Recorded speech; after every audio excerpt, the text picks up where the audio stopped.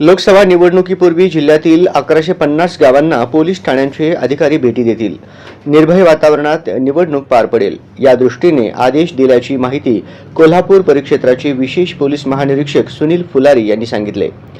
दुसरीकडे दुष्काळाच्या पार्श्वभूमीवर जनावरांच्या चोरीचे प्रमाण वाढत असून जनावरांची चोरी तथा तस्करी करणाऱ्यांवर तडीपारीची कारवाई केली जाणार आहे.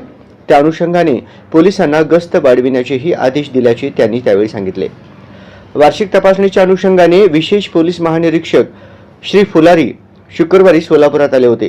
त्यावेळी त्यांनी माध्यमांशी बोलताना जिल्ह्यातील गुन्हेगारी संदर्भातील माहिती दिली. यावेळी पोलीस अधीक्षक शिरीष सरदेशपांडे, अप्पर पोलीस अधीक्षक प्रीतम कुमार यावलकर, गुन्हे शाखेचे वरिष्ठ पोलीस निरीक्षक सुरेश निंबाळकर हे उपस्थित होते. तत्पूर्वी मागील 2 दिवसात त्यांनी बार्शी, अक्कलकोट, मोहोळ, मंगळवेढा या पोलीस ठाण्यांना भेटी देऊन तेथील गुन्ह्यांची माहिती जाणून घेतली. शुक्रवारी त्यांनी ग्रामीण पोलिसांच्या सोलापुरातील मुख्यालयात सर्वच ठाण्यांच्या अधिकाऱ्यांशी संवाद साधला. श्री फुलारी म्हणाले, कोल्हापूर विभागात पुण्यानंतर सोलापूर जिल्ह्यात गुन्ह्यांचे प्रमाण जास्त असून त्या प्रमाणात पोलीस ठाणे मनुष्यबळ कमी आहे.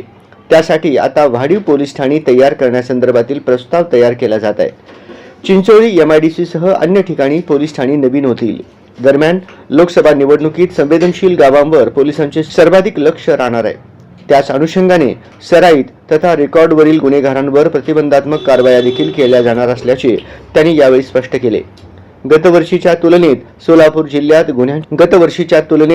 जिल्ह्यात गुन्ह्यांचे प्रमाण फार वाढले नसून गुन्हे उघडकीस येण्याचे प्रमाणही समाधानकारक असल्याचेही ते म्हणाले.